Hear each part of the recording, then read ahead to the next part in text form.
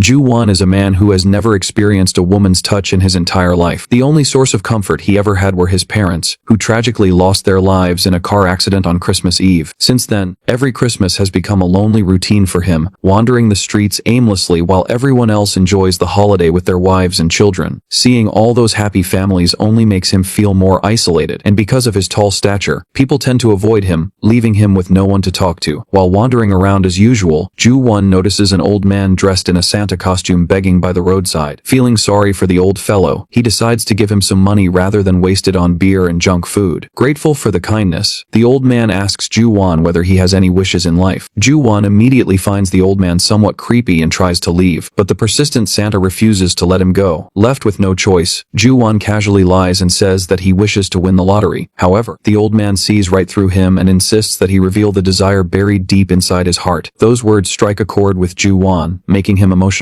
After thinking about it, he realizes that all he truly wants is a happy family, a beautiful wife, and an adorable daughter. The old man confidently promises that his wish will come true, and if he fails, he will stop calling himself Santa. Thinking the man is just some overenthusiastic Santa fanatic, Ju-won leaves him behind and returns to his old, cramped apartment. That night, he boards a late-night train, only to find himself surrounded by couples. Not wanting to watch them any longer, he closes his eyes and falls asleep. Little does he know that it will be the final time he sleeps on Earth. When he opens his eyes again, he finds himself inside a cage mounted on a carriage, surrounded by several strangers. Everyone around him looks miserable and half-starved, as though they have not eaten in days. Compared to them, Ju-won seems to be in slightly better shape, but he quickly notices that he is not wearing any clothes and begins to shiver from the cold. Looking around, he hears the soldiers driving the carriage, speaking a language he cannot understand. He soon notices that every person inside the cage is restrained with heavy shackles, making it obvious that they are part of a slave caravan. It is only then that Ju-won realizes that the creepy Santa somehow sent him to another world, even stealing Truck Kun's usual job. Before he can fully process the situation, the freezing cold starts getting to him. While searching for a way to survive, his eyes land on the corpse of a slave who still has clothes on. Although he feels guilty about taking garments from the dead, he knows he has no other option if he wants to avoid freezing to death. After putting on the clothes, Ju-won sits down and begins thinking about that strange Santa. He wonders whether becoming a slave was somehow supposed to fulfill his dream of having a loving family, or if that old man simply wanted to prank him. Deep down, he still hopes that all of this is just a dream and that he will wake up in his room and enjoy a nice, warm bath. Several days pass like this, and Ju-won gradually adapts to life among the slaves. His cheeks have become sunken, and his once decent appearance now looks completely disheveled. Starving and exhausted, he desperately wishes for this nightmare to end. Eventually, the caravan stops at a village, and the soldiers line up the slaves to be sold to the locals. For the first time in a while, Ju-won sees a ray of hope. Even if becoming a slave is terrible, he knows that at least he will be fed once a day according to the rules. Confident in his appearance and tall physique, he even believes that the wealthiest person in the village will purchase him. Unfortunately, reality proves far crueler than he imagined. Not a single person even glances in his direction. The same thing continues throughout the journey. Every time the caravan reaches a village, the slaves are sold one after another while Ju-won is always left behind. Gradually, he loses all hope and starts giving up on life itself. Filled with resentment, he curses the creepy Santa for lying to him about granting him a life of happiness and instead throwing him into this hellhole. Unable to endure the misery any longer, Ju-won decides to end everything by driving a nearby fork into his neck. Just as he is about to do it, an angel suddenly appears before him and extends a helping hand. Ju-won freezes in place, completely captivated by the breathtaking beauty of the woman standing before him. In her hand is a piece of bread that looks more appetizing than anything he has ever eaten, even at a 5-star restaurant. The woman says something to him, but Ju-won cannot understand a single word, not because he is incapable of learning their language, but because his mind is completely occupied by the beauty of the woman and the sight of the adorable little daughter standing beside her. Previously, inside a shabby and worn-down room, the beautiful woman Lizzie was having dinner with her daughter. Since the meal portions were quite small, Lizzie worried that her daughter would not have enough to eat, so she gave the child her own share as well. The little girl was delighted, but she did not want her mother to stay hungry. She split the food into 2 portions, keeping one half for herself and handing the other half back to Lizzie. Just as Lizzie was about to thank her, loud knocking suddenly echoed from the door. The village chief instructed her not to open the door completely and to simply listen to what he had to say. He informed her that a group of slaves had been brought by the soldiers and that one of them would be purchased to become her husband. He told her to prepare herself because she would soon be moving back to the mountain with him. Before leaving, he also reminded her to prepare some food for the soldiers as they would be arriving at daybreak. The news left Lizzie stunned because her previous marriage had been nothing short of a nightmare. Every day, she had suffered suffered beatings and endured endless misery. She had no desire to relive that painful chapter of her life, and briefly considered running away. However, her thoughts soon turned to the young girl, the daughter her former husband had left behind from an earlier marriage. Lizzie had only come to know the child some time ago, and she could not bring herself to abandon her. The young girl seemed to sense her mother's distress. Wrapping her tiny arms around Lizzie, she tried her best to comfort her. Seeing this gesture eased Lizzie's sorrow, and she eventually calmed down before putting the girl to bed. The child did not even have a name yet. That was why Lizzie feared that if she married again, both of them might end up trapped in another nightmare. That nightmare had begun many years earlier, when Lizzie's father sold her for nothing more than a rabbit skin. A man living on the village mountain bought her, and before she even had the chance to unpack her belongings, he arrived and started beating her for being late. Life only grew worse after that. Day after day, she suffered abuse and torture. Her arms and legs might have been broken long ago, if not for the young girl, who appeared in her life like a ray of light, becoming an angel within her living hell. One day, after brutally beating Lizzie again, the man headed into the forest to hunt animals and never came back. Later, the village chief informed her that he had been killed by a wild beast, and that his body was never recovered. Lizzie was overjoyed when she heard the news, but her happiness quickly faded when reality set in. During those backward times, a woman without a husband was viewed as useless and incapable of surviving on her own. Because of this, Lizzie chose to face her fears instead of running away, as she could not leave her daughter behind. The next morning, Lizzie prepared herself and even baked several pieces of bread. Carrying the food with her, she made her way outside toward the parked carriages. There, she noticed a man attempting to unalive himself by pressing a fork against his neck. The sight instantly reminded her of her own painful past, and the time she had once considered using a fork to end her own life. In the end, she had never gone through with it. Without hesitation, Lizzie rushed over and stopped the man from unaliving himself. Looking closer, she saw his hollow cheeks and messy appearance, and offered him a piece of bread. Before she could say anything further, the village chief arrived and instructed her to return to her hut, assuring her that he would take care of purchasing the slaves. Lizzie and the young girl gave the man one final glance before leaving. That man was none other than Ju-won. He could hardly believe that someone had offered him bread at the very moment he had been prepared to unalive himself. Instantly, everything else vanished from his mind as his attention became completely fixed on the food. Unfortunately, before he could take even a single bite, the soldiers dragged him out of the cell and brought him before the village chief. Ju-won and two other slaves knelt on the ground while soldiers stood around them. Moments later, one soldier pulled out a knife and sliced their arms, drawing blood. He smeared the blood onto 2 sheets of paper, and to Ju-won's surprise, the papers immediately emitted a faint blue glow. The sight left him astonished. He wondered whether this was some kind of magic. It also made him increasingly curious about this strange world, where slavery still existed and magic seemed to be real. Once the contracts were completed, a soldier leaned over and whispered something into the village chief's ear. The chief nodded before approaching Ju-won to examine his condition. At the same time, Lizzie and her daughter returned to their hut. A village woman soon arrived with enough supplies to last them several days. She informed Lizzie that her future husband did not understand their language, so communicating with him would likely be difficult at first. Noticing Lizzie's lingering fear, the woman tried to reassure her. She explained that although the man appeared to be a commoner, his hands were unusually soft, more like those of a noble than a laborer. She also reminded Lizzie that nobody in the village had liked her former husband, and that they had only tolerated him because he served as the mountain keeper. The woman added that if her new husband could perform the same work, they might be able to live comfortably for the rest of their lives. Lizzie quietly replied that she did not care whether her husband was skilled or successful. Her only wish was that he would not be a violent man. Just then, the village chief pushed open the door and led Lizzie's new husband into the hut. To her surprise, it was the same man she had stopped from unaliving himself earlier that day. Seeing him from up close, she finally realized how tall and imposing he was, which made her somewhat nervous. Ju-won recognized her as the woman who had given him bread, but he could not understand why she appeared so frightened. Before he could make sense of the situation, the village chief grabbed his arm and placed him beside Lizzie and her daughter. Then he firmly linked their arms together, making them look like an awkward newly married family. Although Ju-won could not understand a single word being spoken, the atmosphere and the situation made it obvious enough. He realized that he was being married off to the woman. The scene reminded him of the creepy Santa. At that moment, he understood that Santa had not been lying when he promised him a cute rabbit-like wife and an adorable mongoose daughter. Ju-won could not help but feel happy, believing that he was finally living the dream he had always wanted. However, he still can't help feeling furious at that creepy Santa for putting him through so much trouble. Ju-won silently vows that if he ever runs into that Santa again, he'll make sure the old man suffers even more than he did. The furious look on Ju-won's face frightens both Lizzie and the young girl, who are still traumatized from everything they went through earlier. Meanwhile, the village chief is pleased to see Ju-won looking so energetic. Since being a mountain keeper is an exhausting job that only a strong person can handle. He decides to test whether Ju-won is truly qualified for the role. He signals one of the villagers to step forward and challenge Ju-won to a handshake. Although Ju-won can't understand a single word they're saying, he can easily sense what they want. Without holding back, he grips the villager's hand with all his strength. The man immediately regrets challenging him as Ju-won nearly crushes his hand, despite looking completely effortless while doing it. Satisfied with the result, the village chief moves on to the next test hunting. He hands Ju-won a bow and gestures for him to shoot a wild rabbit. Having never touched a bow before, Ju-won only knows archery from watching Olympic competitions. He imitates the posture as best he can before releasing the arrow. Although the shot narrowly misses the rabbit, the village chief still seems impressed and applauds his attempt. Ju-won remains completely confused about what's happening until Lizzie and the young girl approach him carrying a basket. Looking at Lizzie up close, he can't help thinking she's incredibly beautiful. The realization that she is now his bride causes him to blush. Seeing his reaction, the village chief quickly concludes that Ju-won has probably never been around women before. Smiling to himself, he decides to leave the three of them alone, so the newly formed family can begin getting comfortable with one another. Now that everyone else has left, Lizzie becomes even more nervous. She has no idea how to interact with her new husband, but she still knows she must fulfill her responsibilities as a wife. She carefully spreads a cloth across the ground before taking the food out of the basket. She serves a meal to Ju-won, gives a portion to the little girl, and finally prepares one for herself. The atmosphere is painfully awkward as they quietly eat together. Ju-won has no idea how to ease the tension. Since he doesn't understand their language, he can't even introduce himself. Once again, he finds himself silently cursing that creepy Santa for throwing him into such a random place. Even so, deep down he feels grateful. Without Santa's interference, he never would have had a family like this. After everyone finishes eating, the village chief returns to guide them to the mountain cabin where they will be living. The journey up the mountain is long, steep, and exhausting, making it especially difficult for the malnourished mother and daughter. Ju-won quickly notices how much they're struggling. Since he's now the man of the household, he naturally wants to help. He walks over to Lizzie, who immediately tenses up, unsure of what he's about to do. Ju-won has always been a gentleman and would never touch a woman without permission. Unfortunately, he has no way to explain himself because of the language barrier, and there isn't enough time to gesture either, so he simply lifts both Lizzie and the little girl into his arms and continues climbing toward the mountaintop. As he carries them, he realizes just how light they are. It becomes painfully obvious that both of them have been severely underfed. That thought strengthens his determination. He becomes even more eager to learn their language so he can communicate with them properly and make sure they can eat enough food to grow healthy and strong. Although Lizzie has no idea what is going through his mind, she can clearly see the determination in his expression. Her fear gradually melts away, and before long she even begins wiping the sweat from his forehead. Eventually, they reach the mountaintop. Ju-won gratefully thanks the village chief for leading them there. After the chief leaves, Ju-won turns toward the cabin that will now become his home. The run-down building is in terrible shape, and seeing its condition makes him shiver as he realizes he'll probably have to spend another freezing night. Still grumbling about the cold, he steps inside the cabin, only to find Lizzie standing there with tears filling her eyes. He wants to ask what happened, but before he can react, Lizzie rushes past him, leaving him alone inside. After running for a while, Lizzie stops beside a nearby lake. There, the reason for her despair becomes clear. While they were gone, someone had broken into the cabin and stolen everything they owned. The crockery, the table, the bow, the hammer, the knife, and even their farming hoe had all disappeared. With nothing left, she can't even repair the damaged cabin. That means they'll have to sleep in the freezing cold without any protection from the wild animals that roam the mountain. As Lizzie sits there overwhelmed by hopelessness, Ju-won finally catches up to her, relieved to have found her. He notices the tears running down her face. He quietly sits beside her and gently places his hand on top of her head in an attempt to comfort her. Even though Lizzie can't understand his words, she instinctively knows he is trying to reassure her. His kindness brings her some comfort, yet she still can't stop worrying about how they'll survive in such a cruel environment. Their cabin is falling apart, and her new husband doesn't seem like someone who has ever done hard manual work. Fortunately, repairing the cabin is something she believes she can handle herself. The real issue is food. To survive, they must hunt, yet Ju-won doesn't appear to have any experience using weapons. Even though her mind is filled with endless worries, her heart feels strangely calm whenever she's with him. Simply seeing Ju-won gives her a sense of relief, and somehow she believes he'll find a way to make everything better. Those emotions become too much for Lizzie to hold back, and tears once again begin streaming down her cheeks. Ju-won lets her cry for a while as he gently tells her that, back in his original world, he lost his parents when he was still very young. Even though life seemed completely hopeless, he somehow found the strength to keep moving forward. Looking back now, he's thankful that he never gave up because, if he had, he would have never met her. That is why he wants to make sure that both she and her daughter are protected and well cared for the rest of their lives. Lizzie can't understand the words he is saying, but she can clearly feel the sincerity in his voice. For the first time in a long while, she completely lets down her guard. She wraps her arms around Ju-won and releases all the pain and emotions she has has been holding inside for so long. However, when the little girl sees her mother crying, she immediately assumes that Ju-won has hurt her, just like her previous father used to. Determined to protect Lizzie, she rushes over and tries to pull her away from him. Instead, Ju-won gently pulls the little girl into the embrace as well. Ju-won still has no idea who the girl's real father is or what made Lizzie offer him food in the first place. But there is one thing he knows for certain. They are his family now. He silently promises himself that he will become the best husband and the best father he possibly can. He will give them the happiest life imaginable, so they never have to cry again. After the family finishes sharing their emotions, they return to the cabin. Once inside, an awkward silence fills the room. None of them know how to act after breaking down in front of one another. Eventually, Ju-won decides to break the silence by introducing himself. Since they don't understand Korean, he slowly pronounces each syllable of his name so they can repeat it. Fortunately, both Lizzie and the little girl are quick learners, and they manage to pronounce his name correctly almost immediately. After that, he points toward them, asking them to tell him their names as well. Lizzie goes first, carefully introducing herself and pronouncing her name. Ju-won compliments her beautiful name before turning to the little girl and asking her to introduce herself too. The little girl quietly lowers her head because her previous father never gave her a name. Lizzie never named her either, as life had already become far too difficult after that man died. Ju-won finds it heartbreaking that someone could grow up without even having a name, so he decides to give her one himself. After thinking through several possibilities, he eventually chooses Dorothy, inspired by one of his favorite childhood stories, The Wizard of Oz. The little girl instantly falls in love with the name and happily thanks Ju-won for giving her such a beautiful one. Seeing her smile fills him with happiness, and he silently hopes that one day she will live as happily as Dorothy did in the story he remembers. Later that evening, Ju-won stands outside the cabin, splitting logs to use as firewood for the fireplace throughout the night. A short distance away, Lizzie quietly watches him while reflecting on everything that has happened during the day. She softly whispers his name to herself. Even though it comes from a language she doesn't understand, it somehow sounds elegant to her. It makes her wonder who Ju-won truly is, and where he originally came from. Ever since she was born, no man had ever treated her with kindness, not her father, and certainly not her husband. That is why Ju-won's gentle behavior is so difficult for her to understand. As Lizzie remains lost in her thoughts, Ju-won notices her standing by herself. He waves in her direction and even calls out her name. His voice pulls her back to reality, allowing her to get a proper look at him for the first time. She notices his black hair and dark eyes, reminding her of a legend she heard not long ago. According to that legend, a distant kingdom was caught in the middle of a war. As a last resort, they summoned a hero from another world. That legendary hero was also said to have black hair and black eyes. Still, she quickly dismisses the idea. There is no way a legendary hero would be living in such a rundown village, let alone serving as someone's slave. As she continues wondering about his identity, Ju-won has already walked over to her. Looking at him more closely, she realizes that his hair and eyes are actually closer to dark brown than pure black. He's probably just an ordinary man who happens to be a little taller than most people. That realization puts her heart at ease, although it also leaves her feeling strangely embarrassed. She can't even explain why her heart reacted the way it did. Ju-won finds her constantly changing expressions rather amusing, so he casually reaches over and gently pats her on the head. Lizzie melts beneath his touch, feeling a comforting warmth spread through her heart. The peaceful expression on her face makes her look even more adorable, drawing Ju-won toward her like a bee to a blooming flower. Before he even realizes what he's doing, he leans forward and softly plants a kiss on her lips. The unexpected kiss leaves Lizzie completely frozen. She never imagined that Ju-won would suddenly do something so intimate. Ju-won is just as shocked by his own actions. Overcome with embarrassment, he immediately turns around and runs away. As he walks deeper into the woods, he can't stop scolding himself. He can't believe he impulsively kissed Lizzie when they have only known each other for a single day. While trying to figure out how he is supposed to face her afterward, he suddenly realizes that he has wandered much deeper into the forest than he intended. He slowly scans the surroundings, searching for a path that leads back to the cabin. Then, without warning, he senses an overwhelming presence looming behind him. With a stiff expression, Ju-won slowly turns around and comes face to face with a terrifying wolf almost as large as he is. Fear instantly grips him. His heart begins to race as he struggles to decide whether he should run for his life or stand his ground and fight the massive beast. He firmly grips the stick lying on the ground and takes a deep breath, mentally preparing himself for the battle ahead. The wolf is just as determined to claim its prey. Without hesitation, it lunges straight at Ju-won, who has nothing but a wooden stick to defend himself. Ju-won quickly raises the stick between them, blocking the attack just in time. The wolf's sharp fangs sink into the wood, becoming lodged in the stick. Seizing the opportunity, Ju-won drives a powerful punch directly into the wolf's face. The blow only enrages the beast. With terrifying force, the wolf bites down so hard that the stick snaps cleanly in half. Now free once again, its deadly jaws are ready to strike. Ju-won realizes that staying on the defensive is no longer an option. He decides to attack first, but before his punch can connect, the wolf catches his arm in its jaws. Its razor-sharp teeth tear into his wrist, leaving behind a deep, gaping wound. Ju-won instinctively stumbles backward as an unbearable wave of pain shoots through his arm. It feels as though his entire arm has been set ablaze. But when he looks down at the injury, he freezes in shock. Actual flames are pouring out from his flesh. Ju-won stares in disbelief, wondering if the mysterious fire is some kind of magic. The incredible sight instantly fills him with confidence. Even the wolf appears intimidated, hesitating as it stares at the burning flames. The wolf tries to retreat, but Ju-won refuses to let it escape. He rushes forward and begins hammering the beast with his flaming fist. Blow after blow crashes into the wolf as its agonized howls echo through the forest. Yet Ju-won shows no mercy. He keeps striking until the creature finally collapses, falling completely silent. Only after the fight is over does Ju-won drop to the ground, exhausted, desperately trying to catch his breath and recover what little strength he has left. As he rests, his eyes drift toward the arm that had been engulfed in flames only moments earlier. He carefully examines it, expecting to find burns or the massive wound left by the wolf's bite. To his astonishment, there isn't a single mark anywhere on his skin. This leaves him wondering if he somehow managed to use magic without any training or guidance. The thought immediately reminds him of the fantasy novels he used to read during his free time. Curious, he begins experimenting by shouting the names of various spells. Fireball. Nothing happens. Firestorm. Still nothing. Firewall. Again, no response. Refusing to give up, he even recites a magical incantation he remembers from those novels, but that proves just as useless. Eventually, Juan lets out a defeated sigh and gives up. There has to be some hidden trick to using magic at will. Even so, he is completely certain that he possesses magical abilities. After all, the arm that should have been left with a horrifying, gaping wound has already healed without leaving even the slightest scar. Determination burns within him. Ju-won vows to learn how to control his magic as quickly as possible. Doing so will not only make him a stronger hunter, but also allow him to heal his family whenever they are injured, especially since there isn't a single doctor anywhere on this mountain. He clenches his fists tightly and silently promises himself that he will become stronger, better, and more capable. He wants to protect his family and give them a life far better than the one they have now. More than anything, he never wants to be called a curse again. He never wants to be seen as someone who brings death wherever he goes. Painful memories begin resurfacing. After his parents died, his grandfather was the only person willing to take him in because none of his other relatives wanted the burden of raising him. But not long after that, his grandfather also passed away. From that day onward, all of his cousins blamed Ju-won. They beat him mercilessly, convinced that he was an evil child cursed to bring death upon anyone who cared for him. Ju-won forcefully pushes those memories to the back of his mind. Now isn't the time to dwell on the past. He has more important things to do. The wolf's blood could easily attract other dangerous predators. Wasting no time, he hoists the heavy carcass onto his shoulders and begins carrying it back toward the mountain cabin, planning to butcher it and turn it into meat for his family. Back at the cabin, Lizzie and Dorothy are preparing dinner when they suddenly notice a wolf's head staring through the window. The terrifying sight instantly makes Dorothy burst into tears. Hearing her cries, Lizzie immediately grabs a knife and positions herself in front of Dorothy, ready to protect her from whatever is outside. Nervously, she peers through the window. A wave of relief washes over her. It isn't a living wolf. It's Ju-won carrying the dead wolf over his shoulders. However, the relief doesn't last long. The moment she notices the cuts and bruises covering his face, she rushes outside to check on him. It doesn't take long for Lizzie to realize that Ju-won must have gone through an incredibly dangerous battle. Otherwise, he would never have returned looking so badly injured. Ju-won gently tries to reassure her, explaining that there are only a few minor scratches and that everything is alright now. Although Lizzie can't understand a single word he says, she can tell from his expression and gentle tone that he's trying to tell her not to worry. Without thinking, she suddenly throws her arms around him in a tight embrace. The unexpected hug catches Ju-won completely by surprise. He never imagined that Lizzie would be the one to take the initiative. Dorothy quickly joins in as well, wrapping her little arms around his knees, while trying to tell him how frightened she had been. Despite neither of them being able to understand the other's language, even without words, Ju-won can clearly feel how worried they were. That realization fills him with guilt. He had promised himself that he would never make them cry. Yet not even a single day has passed, and he has already broken that promise. The following morning, after everyone has finally calmed down, Ju-won begins processing the wolf. He carefully skins its hide before separating the meat from the bones. When he was younger, he often watched his grandfather, who enjoyed raising animals and occasionally butchered them during special occasions. Although Ju-won remembers the basic techniques, he quickly realizes that butchering an animal is far more difficult than his grandfather ever made it seem. Still, no matter how difficult it is, he has to finish the job for the sake of his family. Just as he is about to continue working, Lizzie walks into the barn carrying a basket. She quietly hands it to him so he has somewhere to place all the freshly cut meat. Ju-won smiles gratefully and tries to thank her, but his pronunciation of the local language comes out clumsy and awkward. Seeing him struggle, Lizzie gently repeats the word and helps him pronounce it correctly. For the first time in her life, someone has sincerely thanked her. This also makes Lizzie realize that she has shared so many first-time experiences with Ju-won, whether it was hearing her first heartfelt thank you or even sharing her very first kiss. However, it also makes her wonder if she was Ju-won's first kiss as well, or if another woman had already stolen that precious moment from him. As a woman, she can't help but feel jealous of whoever might have been the one to receive Ju-won's first kiss. The thought leaves her feeling slightly down, and before she realizes it, her heart begins drifting toward thoughts she shouldn't be having. Still, Lizzie quickly snaps herself back to reality since there is still work to be done. She moves over to help Ju-won place all the meat into the bucket, but he refuses to let her handle any of the dirty work. That only leaves Lizzie even more puzzled because, in her eyes, those kinds of chores are supposed to be a woman's responsibility. Yet Ju-won carries them out so naturally, as if it has always been his job. A moment later, Ju-won slowly walks over and leans toward her face. Lizzie's heart immediately begins pounding as she wonders if he is about to kiss her lips once again. She instinctively closes her eyes in anticipation, only for Ju-won to gently place a kiss on her forehead instead. Realizing she had been expecting something much bolder makes her feel incredibly embarrassed. Ju-won to her reaction and leans toward her once more. This time, however, Lizzie stubbornly keeps her eyes wide open, refusing to fall for the same trick twice. But unlike before, Ju-won never intended to tease her. Instead, he closes the distance and gently kisses her on the lips, catching Lizzie completely off guard since she never expected him to do it so suddenly. Already blushing from embarrassment, Lizzie's gaze suddenly shifts toward Dorothy as she wonders if the little girl witnessed everything. Unable to bear the embarrassment any longer, she turns around and dashes out of the barn like a Looney Tunes character. With Lizzie gone, Dorothy feels like she should help Ju-won instead. Although her tiny little hands don't accomplish much, Ju-won still sincerely thanks her for trying, making the young girl beam with happiness. Ju-won picks up the bucket filled with meat and carries it into the main cabin. As soon as he steps inside, a terrible rotting smell fills his nose. He can't understand why Lizzie is drying the animal hide inside the house. However, after watching her carefully scrape and cure the skin, he realizes that the hide must be an incredibly valuable resource to her. It makes Ju-won realize just how little he truly understands about this world's way of life. Back in his previous life, many things people considered ordinary are treated like precious treasures here. Because of that, he understands that he must not only change his way of thinking, but also learn how trading and money work in this world. Without even basic financial knowledge, he knows it will only be a matter of time before someone clever takes advantage of him. While Lizzie remains occupied with curing the meat, Ju-won decides to head back into the forest to get a little more work done. Lizzie immediately tries to stop him, worried that he might end up getting hurt again. Ju-won reassures her that this time he only plans on chopping down a few trees, so there is nothing to worry about. After entering the woods, Ju-won spots a relatively small tree and decides it will make good practice. Ideally, he would have preferred finding an oak tree, since he had heard it produces the best firewood. Unfortunately, he has no idea how to tell one type of tree from another, leaving him no choice but to work with whatever stands before him. After marking the spot where he wants to cut, Ju-won firmly grips the axe and swings it toward the tree. Unfortunately, his grip is still too weak, causing the axe to slip right out of his hands. Feeling embarrassed, he quickly looks around to make sure nobody witnessed the mistake. Several hours later, Ju-won finally returns carrying a sack packed full of chopped logs. Although he had promised Lizzie that he wouldn't get hurt again, using an axe proves much harder than he expected, and he ends up suffering several minor injuries during the process. Seeing his condition, Lizzie immediately rushes over to treat his wounds. Dorothy also wants to help just like Lizzie does, so she scoops up some water from the jar and splashes it onto Ju-won in an attempt to cool him off. Although she ends up making quite a mess, Ju-won still appreciates her good intentions and gently pats her on the head. Once Lizzie finishes treating his injuries, the three of them gather around the dinner table. Lizzie serves the wolf meat Ju-won hunted the previous day. After going so long without eating meat, the family happily enjoys the meal, especially Dorothy, who stuffs herself so much that she immediately falls into a food coma. Ju-won gently picks up the sleeping Dorothy and carries her over to the bed so she can sleep comfortably without getting cold. Meanwhile, Lizzie heats a pot of water for Ju-won so he can finally wash away all the dirt, sweat, and grime covering his body. In this world, which is still in its medieval era, a wife is expected to personally clean her husband using a washcloth. Lizzie gently wipes Ju-won's body, while he clearly enjoys the feeling of being cared for by her. However, Lizzie feels incredibly embarrassed, as his well-defined muscles constantly distract her. Ju-won can't resist teasing her a little. He reaches out, takes her hand, and leans in for a kiss. That unexpected kiss soon blossoms into an intimate moment, and neither of the newlyweds can hold back their feelings any longer. The rest is history. It was the very first time Lizzie had ever slept so peacefully. Even during her childhood, every single night had been filled with trauma. Her family was extremely poor, forcing everyone to sleep together in the same room. Because of this, her parents had no privacy, which only frustrated her father even more. He would often abuse her mother right in in front of Lizzie and her siblings. Every morning, they would wake up to see their mother covered in bruises while quietly crying to herself. Night after night, Lizzie feared for her own future, wondering if she would someday suffer the same fate as her mother. Thankfully, fate had something different in store for her. She met Ju-won, a man who treated her like a queen and her daughter like a princess. Each morning, she awakens to the comforting crackle of burning logs that keep their home warm throughout the night. Every day, she hopes to open her eyes while resting in the embrace of the kind-hearted man beside her. Lizzie understands that not every married couple shares nights this gentle and loving, which is why she treasures every moment of happiness that Ju-won has given her. Later that morning, while everyone else is still asleep, Lizzie quietly climbs out of bed and begins taking care of the usual household chores. Although she hates leaving Ju-won's warm embrace, she still feels obligated to fulfill her wifely duties, believing it is the only way she can repay him for everything he has done for her and Dorothy. Despite Lizzie's traditional way of thinking, Ju-won is still a man from the modern world. Instead of letting her work alone, he also gets out of bed and helps extinguish the fire before assisting with the other simple chores around the house. While working together, he continues practicing the small amount of the local language he has managed to learn. One of the words he has picked up is oni, which instantly makes Lizzie blush with embarrassment since she is still not accustomed to receiving so much affection. Seeing her reaction only encourages Ju-won to tease her even more. As he enjoys watching her cherry red cheeks become even redder. While the couple continue flirting with one another, Dorothy finally wakes up. It isn't because their conversation disturbed her sleep, but because she spent the entire night dreaming about eating meat. She worries that if she sleeps in too long, the precious meat might somehow disappear. Thankfully, when she peeks inside the bucket and discovers that every piece is still there, she immediately breathes a sigh of relief and eagerly looks forward to breakfast. Watching the little girl become so excited over something as simple as meat fills Ju-won with even greater determination to hunt more animals in the forest. He doesn't care whether he has to face wolves, lions, or any other dangerous beast. His only wish is to make sure his family never has to go without meat again. For that reason, he decides to bring an axe with him this time, believing it to be a far more reliable weapon than the ordinary stick he had picked up from the ground before. Holding the axe firmly in his hands, Ju-won ventures deep into the forest. Before long, he senses an overwhelming presence that feels even more terrifying and suffocating than the monstrous wolf he hunted the previous day. The oppressive aura causes Ju-won to tighten his grip on the axe as he patiently waits for the creature to reveal itself. However, instead of a savage beast emerging from the shadows, a hooded man slowly steps into view. Sometime earlier, the hooded man was wandering through the forest as he normally did when he noticed a patch of blood that appeared to belong to a large beast, most likely a wolf. The sight immediately caught the old man's attention, making him wonder which group from the village had ventured into the mountains to hunt such a dangerous creature. Curious to uncover the truth, he decided to track down whoever was responsible. However, after secretly observing the mountain for several days, the only person he found was Ju-won, a man with an enormous build and powerful muscles. At first, the hooded man suspected that Ju-won might have been the one who killed the wolf, but after watching him for a while, he realized Ju-won couldn't even swing an axe properly. That only made the situation even more confusing. In the end, he decided that the best way to find out the truth was to confront Ju-won himself. When the two finally met face to face, the old man immediately spotted the wolf bite mark on Ju-won's forearm. He found it unbelievable that such a severe wound had healed so quickly. Under normal circumstances, an ordinary villager would likely die from an infection within just a few days, especially since there were no doctors living anywhere on the mountain. Yet Ju-won now stood before him completely unharmed, without the slightest trace of injury left on his body. There was only one explanation. Ju-won had to be a mage, and an exceptionally powerful one at that. The realization filled the old man with excitement after he had nearly abandoned all hope of ever getting his revenge. Now that he had discovered someone as gifted as Ju-won, he believed that if he handled things carefully, he might finally have the chance to accomplish the revenge he had dreamed of for so many years. Although the hooded man appeared to be nothing more than a frail old man now, things had been very different in his younger days. Back when he was still healthy and full of strength, he had chosen to become the mountain caretaker for a noble's territory. It was a position that carried great opportunity. If war ever broke out, he would be summoned to fight as one of the noble's soldiers. By earning enough military achievements, he could even receive official status from the noble, allowing him to rise from an ordinary commoner into one of the elite. That was how he first arrived at this mountain, beneath which lay a peaceful village blessed with abundant resources. However, the village had one serious problem. The villagers had to venture deep into the forest whenever they needed to gather firewood. The forest itself was a terrifying place, and many who entered it never managed to return alive. As the mountain caretaker, the hooded man also had to enter the dense forest to collect wood. Unfortunately, one day he wandered much farther than he should have and suffered devastating injuries, including a broken leg. Since a mountain caretaker needed every one of his limbs to perform his duties, his dream career was effectively over. Already overwhelmed with despair, he encountered something even worse. He stumbled upon a group group of goblins, a race of monsters known for abducting human women and forcing them to bear their children. Somehow, the hooded man barely escaped with his life. However, because of the injuries he had sustained, he was forced into retirement and spent the next 20 years living quietly in the village. Yet throughout those 20 years, there was never a single day when he stopped hating the goblins. He waited patiently for an opportunity to take revenge against them, and that opportunity finally appeared when he crossed paths with Ju-won. Meeting Ju-won gave the old man hope once again. Not only did Ju-won possess an incredibly strong physique, but he also had astonishing regenerative abilities. On top of that, the hooded man was convinced that Ju-won was a magician. Because of this, he resolved to dedicate the rest of his life to teaching Ju-won everything necessary to become the strongest hunter possible. As time passed, the hooded man continued watching Ju-won from a distance. At the same time, Ju-won kept a close eye on the old man as well, remaining cautious in case he suddenly attempted something suspicious. Then one day, the old man unexpectedly told Ju-won that he wanted to accept him as his student and pass down everything he knew. Hearing those words left Ju-won completely stunned, as he had no idea what the old man truly meant. The following morning, Ju-won finished eating breakfast and prepared himself for training. This time, however, he wasn't heading into the forest alone. The hooded man would accompany him as his teacher, guiding him toward becoming a skilled professional hunter. Although Ju-won had agreed to receive his guidance, he still didn't trust the mysterious old man. Something about him felt incredibly shady, reminding Ju-won of his greedy manager back on Earth. Because of that, he chose to keep the old man away from his family and simply had him wait outside the house. Once Ju-won was ready to leave, Lizzie packed him a lunch, knowing he would likely spend the entire day training. After gathering everything he needed, Ju-won said goodbye to both Lizzie and Dorothy before setting off, while the two warmly saw him off. For most people, this kind of farewell would probably feel completely ordinary. However, Ju-won still couldn't get used to it. He felt unbelievably fortunate to have such a loving and beautiful family waiting for him at home. That was exactly why he had to continue training and become even stronger to protect the precious life he had finally found. The hooded man had no idea what motivated Ju-won so deeply, but he was pleased to see his enthusiasm for learning. At the same time, he deliberately kept the truth about the goblins hidden. He intended to wait until their contract had been completed. Once that agreement was in place, Ju-won would no longer be able to back out, even if the mere mention of goblins filled him with fear. Leading the way, the hooded man guided Ju-won deep into the forest. There, he instructed him to carefully imitate every step he took. Ju-won paid close attention as the old man moved through the woods in an unpredictable manner, leaving behind no obvious rhythm or pattern that anyone could easily follow. Ju-won carefully follows the old man's footsteps, wondering if this was the kind of footwork he had once read about in those Murray martial arts comics. The old man simply smiles as he watches Ju-won clumsily imitate each movement, trying his best to master the unusual stepping pattern. Once Ju-won learns how to leave behind a misleading trail, the hooded man continues teaching him many other survival techniques needed to live in the forest. He shows him how to distinguish different kinds of trees by feeling their bark and observing their appearance. He also teaches him how to mentally map the forest, ensuring he can always find his way out if he ever gets lost. The two continue their training until they eventually reach a cliff. There, the old man allows Ju-won to take a brief rest so he can catch his breath and have a quick snack to restore his energy. Ju-won is delighted to finally relax and enjoy the lunch Lizzie had lovingly prepared for him that morning. Inside the lunchbox are a fried egg and several pieces of steak, making it the perfect meal after such exhausting training. However, just as he is about to take his first bite, the old man immediately tells him to close the lunchbox. He explains that the unnatural smell of cooked food could attract nearby wild animals. The order breaks Ju-won's heart, because he had been looking forward to eating the meal his wife packed for him. Still, rules are rules. The old man tells him to stand up once more since they still have quite a long journey ahead. Before long, they finally arrive at their destination, a small wooden hut built high on the mountain. It turns out to be the old man's home. He steps inside, returns carrying a massive bow, and hands it over to Ju-won. Ju-won has never seen a bow shaped like this before. Looking at how stiff it is, he wonders how anyone could possibly pull back its string. The old man quickly proves him wrong by effortlessly drawing the bow before releasing an arrow that slams into a nearby tree with enough force to nearly pierce straight through it. The incredible display leaves Ju-won completely stunned. He never imagined the old man possessed such tremendous strength. Without wasting any time, the old man tells Ju-won to pick up the bow and fire an arrow the same way he just did. Since Ju-won has never used such a bow before, he struggles to maintain the proper posture while aiming. The old man patiently corrects every mistake, personally adjusting his stance and posture whenever necessary. With each correction, Ju-won gradually understands another piece of proper archery technique, allowing his skills to improve step by step. Despite having no previous experience in archery, Ju-won begins to show remarkable progress in a surprisingly short amount of time. Meanwhile, as Ju-won continues training with the hooded man, Dorothy suddenly wakes from a nightmare about her painful childhood. She is terrified that Lizzie and Ju-won might abandon her her one day, just like her previous mother and father did. The moment she opens her eyes, she hurriedly searches for Lizzie but cannot find her anywhere. Her fear immediately returns, making her believe they may have truly left her behind. Panicking, she rushes to check the bucket of meat, only to find that it is still there. That sight eases her anxiety slightly, but she remains worried about Lizzie's whereabouts. As she continues searching, she suddenly hears loud voices coming from outside. Carefully peeking through the window, Dorothy sees Lizzie being harassed by 3 men from the village. She immediately recognizes them. Fear grips Dorothy, as she worries the men might begin beating Lizzie as well. Although she desperately wants to help, she is simply too frightened to step in. Outside, Lizzie repeatedly explains that she has stolen nothing and that every bit of food was personally hunted by her husband. However, the 3 men refuse to believe her. Instead, they accuse her of being an evil witch who caused her previous husband's death. Now that she has married another man, they claim she is trying to get him killed as well by stealing food that belongs to others. No matter how hard Lizzie pleads, the men shove her aside before forcing their way into the house to search for evidence themselves. Inside, they discover the wolf's hide, and their eyes immediately light up since they know it could fetch a high price. They also notice the large amount of cured meat stored in the bucket, causing them to question whether that slave had truly hunted an entire wolf on his own. The men prepare to carry everything away, but Lizzie quickly blocks their path and firmly declares that she will never allow them to steal her husband's hard-earned possessions. The 3 men grow even more enraged, mocking her for remaining silent all those years when she had no husband. Yet now that she has found a new man, they ridicule her, claiming she has suddenly found the courage to stand up to them. Without the slightest bit of mercy, one of them strikes her hard, sending her crashing to the ground before ordering the other 2 to gather everything valuable from the cabin and get ready to leave. Lend hits the floor and instinctively tries to push herself back up, but her eyes immediately fall on Dorothy hiding beneath the bed. She realizes that if she stays down any longer, the men may discover Dorothy's hiding place and harm her as well. Caught between protecting herself and protecting the little girl, she desperately struggles to decide what to do. At that moment, the red-haired man asks the blonde man what would happen if the mountain keeper ever discovered what they had done to his wife. Unwilling to risk offending someone as mysterious as the mountain keeper, the blonde man decides the safest solution is to silence her forever before burning the cabin to the ground, ensuring that no one would ever uncover the truth. The other 2 men grin after hearing the plan, realizing they had worried for nothing. After all, the mountain keeper doesn't even understand their language, so there is no possible way he could learn what truly happened from his wife once they are finished with her. Hidden beneath the bed, Dorothy can only watch helplessly as the cruel men drag her mother away. The moment they disappear from sight, she crawls out of her hiding place and desperately cries out Ju-won's name, praying that he will hear her voice and return in time to save Lizzie. Meanwhile, Ju-won has just finished his training and is preparing to head home. Just as he is about to leave, the sound of someone crying echoes through the distance. His heart immediately sinks with worry, fearing that something terrible may have happened to Dorothy or Lizzie. He wastes no time and sprints toward his home as fast as he can. As he races back, he suddenly comes across the 3 men forcefully dragging Lizzie away. The sight instantly shatters his composure, and he charges at them like a wild beast. His first punch crashes into the red-haired man's face, knocking him unconscious with a single blow. Without slowing down, he turns to the fat man and drives his knee straight into the man's face, crushing his nose. The blonde man is the quickest to recover from the shock. He immediately throws a punch from Ju-won's side, hoping to catch him off guard, but Ju-won effortlessly slips past the attack, grabs hold of him, and hurls him violently onto the ground. Before the man has a chance to recover, Ju-won slams a powerful punch into his face. Only after delivering the blow does he suddenly realize that he has been fighting like a savage animal. Seeing Ju-won hesitate, the blonde man mistakes it for weakness. He quickly grabs a nearby scythe and swings it toward Ju-won while his attention is elsewhere. Fortunately, Ju-won reacts at the very last moment, catching the man's arm before the blade can reach his neck. Filled with rage, he prepares to snap the man's arm in half. Just as he is about to do it, the old man steps in and quietly reminds him that his daughter is watching everything unfold and is terrified beyond words. Those few words shake Ju-won more deeply than facing the wolf ever had. In an instant, the rage inside him disappears, replaced by overwhelming fear. He slowly turns toward Lizzie, expecting to see nothing but fear in her eyes. Only moments ago, his own eyes had been consumed by madness, but now they tremble as though he is on the verge of tears. Lizzie cannot honestly tell him that she wasn't frightened. Watching him brutally beat those men in such a feral state reminded her of her previous husband, who used to lose control in exactly the same way. For a brief moment, she couldn't help but wonder whether Ju-won might one day turn that same violence against her. But as she looks into his eyes, she no longer sees rage. Instead, she sees nothing but genuine concern for her and the family they share. That single look reassures her completely. She realizes that no matter what happens, Ju-won will always stand between them and danger, and that the fear she felt moments ago had been unfounded. With that realization, Lizzie gently takes Ju-won's hand and presses it against her cheek, wanting to feel the warmth within him. In that simple touch, she feels nothing but kindness. Returning that same warmth, she softly thanks him for protecting her and her family from the cruelty and evil of the world. Ju-won pulls Lizzie into a warm embrace, and she happily wraps her arms around him in return. As the couple enjoys their heartfelt moment together, their eyes suddenly land on Dorothy, reminding them that they had completely forgotten about their daughter. Immediately setting their romance aside, they hurry over to check on her, only to find that she is still trembling from everything that had just happened. The brutal scene had reopened the painful memories of her deadbeat father, who used to abuse both her and her mother. When Dorothy witnessed the three cruel men attacking Lizzie, she became terrified that they would hurt her as well. That fear was the reason she stayed hidden beneath the bed instead of coming out to help. Even so, Dorothy worries that Lizzie might hate her, or even abandon her for not doing anything. Filled with guilt, she apologizes for hiding while Lizzie was being beaten. Hearing those words shatters Lizzie's heart, and she immediately pulls Dorothy into a tight embrace. Holding her close, she gently assures Dorothy that she did absolutely nothing wrong. Instead, Lizzie praises her for thinking quickly and hiding herself before the dangerous men could find her. Dorothy gradually calms down after hearing those comforting words, although she still seems frightened whenever she looks at Ju-won. Seeing this, Lizzie softly reassures her, telling Dorothy that there is nothing left to fear because her dad will always protect her. Dorothy tilts her head in confusion before reminding Lizzie that her father died in the mountains. So how can he protect me? Lizzie can't help but giggle at Dorothy's innocent misunderstanding. She explains that she isn't talking about Dorothy's abusive father but about Ju-won instead. Dorothy still doesn't understand how Ju-won could possibly be her father. Lizzie then explains that since she has become Dorothy's stepmother, Ju-won, as her husband, is naturally Dorothy's stepfather. The explanation instantly fills Dorothy with excitement. She can hardly believe that Ju-won is now her new father. To Dorothy, Ju-won is the greatest man in the world. He is tall, powerful, and incredibly kind. She never imagined that after losing her cruel and worthless father, she would be blessed with such a handsome and caring one instead. Without another thought, Dorothy dashes out of her room and runs straight toward him, happily calling him Daddy. Although Ju-won doesn't understand the exact word she is saying, he can tell it means something close to father. Smiling warmly, he allows Dorothy to crash into him as she hugs him tightly, refusing to let go. Ju-won's heart melts with happiness. Like any loving father would, he reaches down to pick her up. However, just before lifting her, he notices an unusual smell. It doesn't take him long to realize that Dorothy had probably wet herself out of fear during everything that happened. Even so, he has no intention of ruining such a precious moment. Without saying a word, he lifts her into his arms anyway, and lets her cling to him as long as she wants. Lizzie soon joins them, and for a brief moment, the three of them enjoy the warmth and peace of being together as a family. That peaceful moment doesn't last long, however, as Dorothy suddenly notices the robbers and the bucket of meat they had stolen. Instantly forgetting everything else, she sprints toward the bucket as fast as a cheetah. She hurriedly removes the lid to check whether all of the meat is still inside. The moment she confirms that nothing is missing, her gloomy expression disappears, and she becomes as cheerful as ever. Watching from a distance, Ju-won and Lizzie can't help laughing at Dorothy's adorable behavior. They quickly realize that her love for meat is stronger than almost anything else. Seeing how happy it makes her only strengthens Ju-won's determination. He becomes even more eager to hunt more animals so Dorothy can enjoy eating meat every single day, no matter what it takes. Before that, however, he still has unfinished business with the three robbers. Ju-won asks Lizzie to take Dorothy safely inside while he walks alone toward the unconscious men. Just as he is about to deal with them, the old hunter suddenly stops him and advises him not to kill or further injure the three robbers. Those words immediately cool the burning rage inside Ju-won. He realizes that attacking them again could easily lead to his arrest, or even worse, send him back into slavery. Grateful for the old hunter's wisdom, Ju-won thanks him for the advice. The old hunter suggests leaving the three men where they are and simply taking their tools instead. Agreeing with his suggestion, Ju-won collects the robbers' tools and carries them back home. Before leaving, he gives the unconscious men one final warning that if they ever dare cross his path again, he will make sure they suffer a fate far worse than death. Later that night, once the entire commotion had finally settled down, Ju-won